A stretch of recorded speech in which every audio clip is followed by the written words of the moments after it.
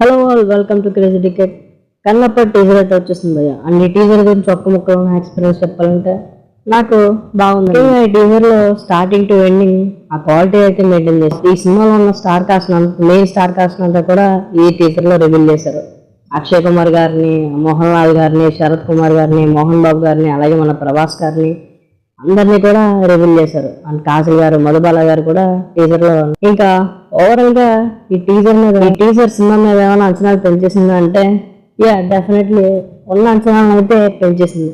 And కొంచెం క్యూరియాసిటీని కూడా పెంచింది. అది ఎందుకంటే ఇప్పుడు దాకా ప్రభాస్ గారు ఈ సినిమాలో లార్డ్ శివారు చేస్తున్నారని ప్రతి ఒక్కరు అనుకున్నారు. కానీ ఈ సినిమాలో లార్డ్ శివారు చేస్తున్నారు. సో మరి ప్రభాస్ గారు ఏ క్యారెక్టర్ యాక్ట్ చేస్తున్నారు అనే దానిపై అయితే చాలా మందికి క్వశ్చన్స్ ఉన్నాయి.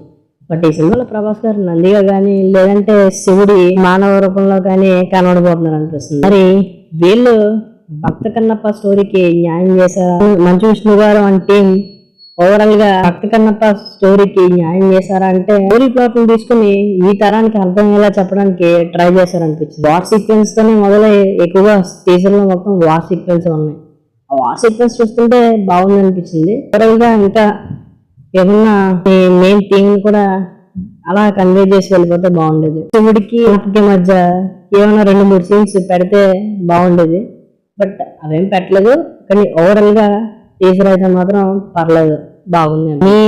మీ టీజర్ పై మీ ఒపీనియన్ ఏంటో కింద కామెంట్. ఈ మంత్ తర్వాత ప్రతి మండే కూడా అప్డేట్ ఇస్తారంట. అండ్ అప్డేట్ లో ప్రభాస్ గారి క్యారెక్టర్ రివ్యూ కూడా రివీల్ చేస్తారంట. మరి అప్డేట్స్ కోసం మీరు ఎదురు చూస్తున్నారో లేదో కింద కామెంట్. గైస్, ఈ టీజర్ మీకు ఎలా అనిపిస్తుందో కింద కామెంట్ చేసి మా ఛానల్ అయితే సబ్స్క్రైబ్ చేసుకుని పక్కన బెల్ ఐకాన్ ప్రెస్ చేయండి ప్లీజ్. Thanks for the